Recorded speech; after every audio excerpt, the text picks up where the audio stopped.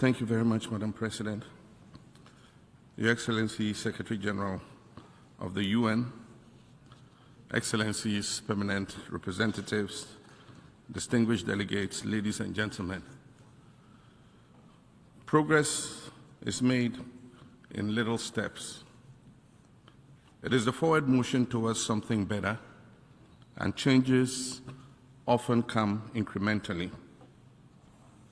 Today marks the International Day of Remembrance of the victims of slavery and the transatlantic slave trade. It is a day on which we honor the memory of the approximately 13 million African men, women, and children who were enslaved over the course of several centuries. We remember them through articles, oral histories, through broadcast programs, books, music, visits to museums, monuments, and memorials such as the Ark of Return, located right here at the Visitors Plaza of the United Nations headquarters. Through these activities, we do more than remember. We document and educate, we gain greater perspective, we find the delicate balance of learning from history so that we do not repeat it while leaving our pain behind. In doing so, we begin to heal individually within our immediate communities and also within the global community. This day of remembrance did not happen by accident. In 2006, our global community gathered here, just as we have done today, and resolved to designate the 25th of March of the following year a day of remembrance. It marked significant progress. Then the following year, in 2007, we decided to make the event an annual one so that the 25th March of every year would be the International Day of Remembrance of the victims of slavery and the transatlantic slave trade. That marked an additional step in our forward motion.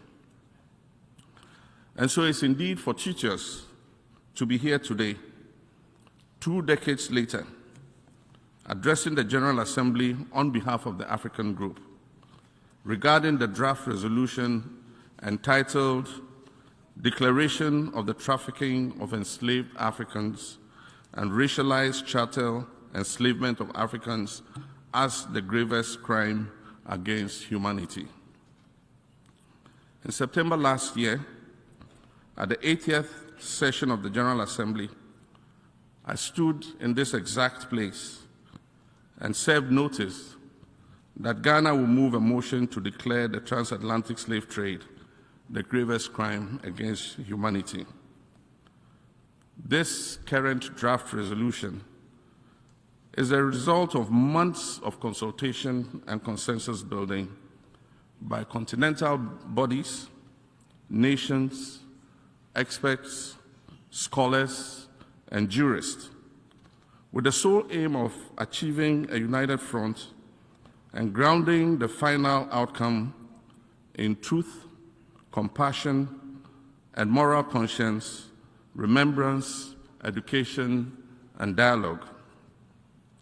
So today we come together in solemn solidarity to affirm truth and pursue a route to healing and reparative justice. The adoption of this resolution serves as a safeguard against forgetting.